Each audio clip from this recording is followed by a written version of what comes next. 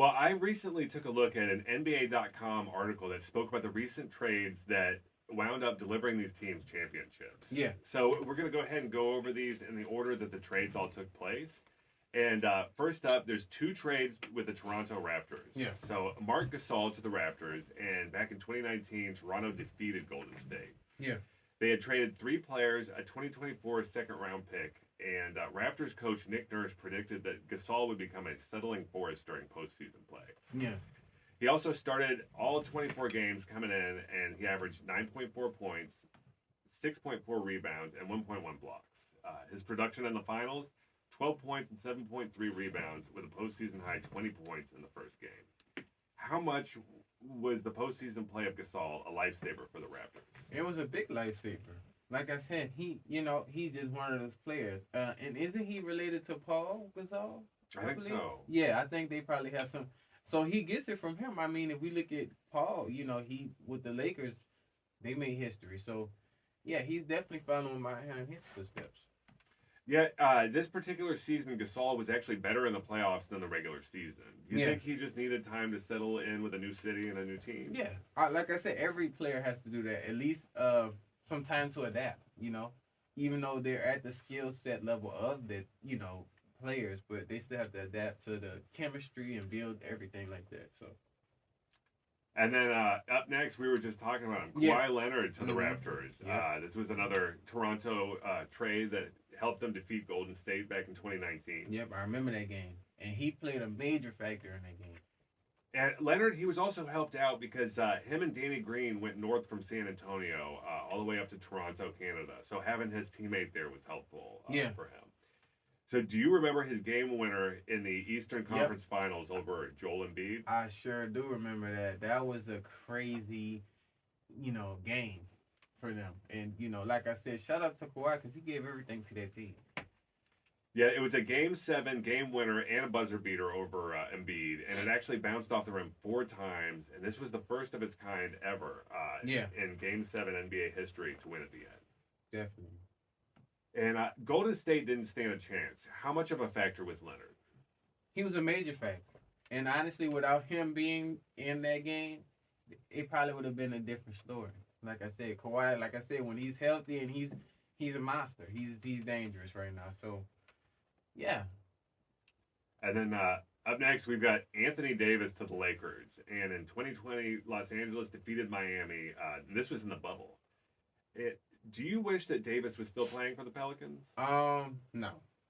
I'm going to be honest with you. And the reason I say that is because when he was with us, he was sitting. Like I said, he's one of those players that when he plays, he's a monster, but he's not a consistent monster. He has to be motivated the proper way. Like other players, they can play like Zion. Well, I can't even use Zion, but other players that play, they can be a monster every game. No question. But him is like, he picks and chooses kind of. But like I said, that game against Miami, I feel like he did play a major part though in that game. Yeah, most NBA fans are going to remember the bubble. Yeah. And also the Lakers' success there winning the championship. Davis dropped 34 points in his first game of the finals, and he had 32 in game 2. Uh-huh. He averaged 27.7 points, 9.7 rebounds, and 3.5 average that postseason. And he was a former Pelican. Is it still great to see former players from your team have NBA success? Yeah, most definitely. He's like I said, he's a monster. He's probably one of the top 10 players in the NBA right now if he's playing healthy and playing like it. So, yeah. And no matter what, he's still got to start there at New Orleans. So. Yeah. And he has a ring on his belt and everything like that. So, kudos to him. And then up next, we had an Andrew Wiggins trade to the Warriors. Back in 2022 when Golden State beat Boston. So after 2 years, the trade saw major upside. What does this say about having patience with players? It says a lot. You have to build that chemistry with that player to see it. Some of these teams, they kind of expect, he needs to be right now. Like, no, I mean, he has to adapt to the players, the organization. You know what I mean? So... A lot of times people forget that this is a job, too. I mean, it takes a little time to get used to the city, to get used to the new teammates. Exactly. And, some players, it works for some players. Some players, it take a little longer to adapt. C.J. Stroud, for example, it seemed like he adapted quick. But we weren't expecting him to.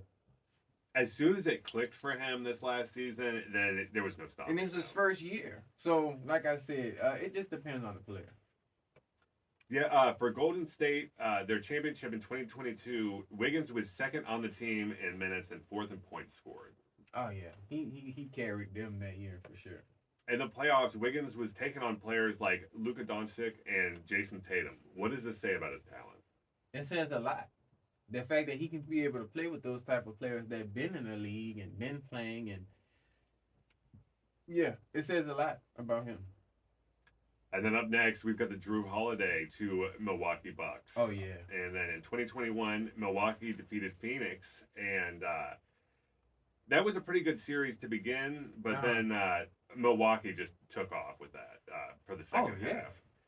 And I definitely loved the first few games. I was disappointed with the Phoenix loss. Yeah, I know that's your team. And they lost their second string center. That was kind of what did it for them, I feel like.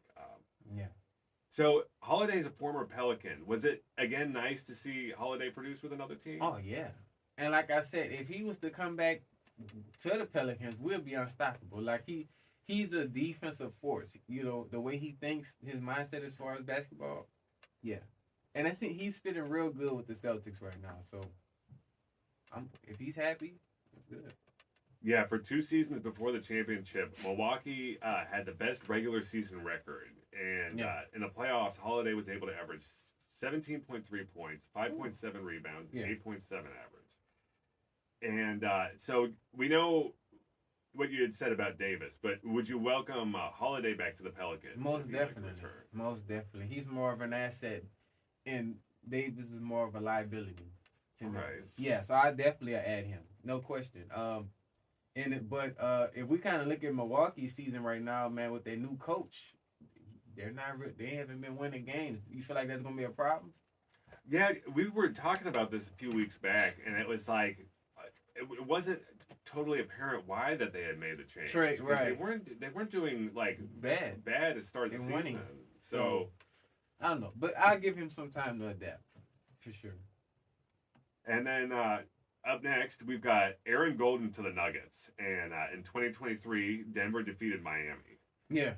How important was Aaron Golden for the first ever championship for the Nuggets? He was a major factor for them.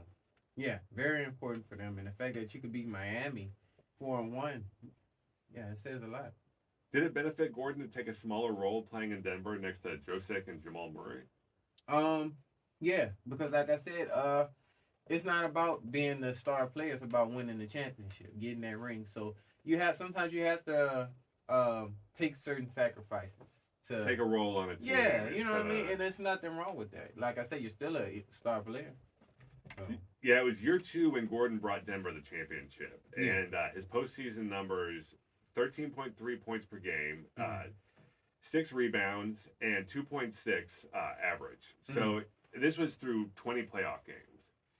Can you think of any teams that can benefit from a trade like the previous 6 that we mentioned? Any team? Yeah, definitely. I'm trying to see, really. Maybe Milwaukee. Maybe they need a little help. Yeah, Milwaukee for sure. Lakers definitely need some help because, like I said, LeBron, his time is almost up. I can feel it.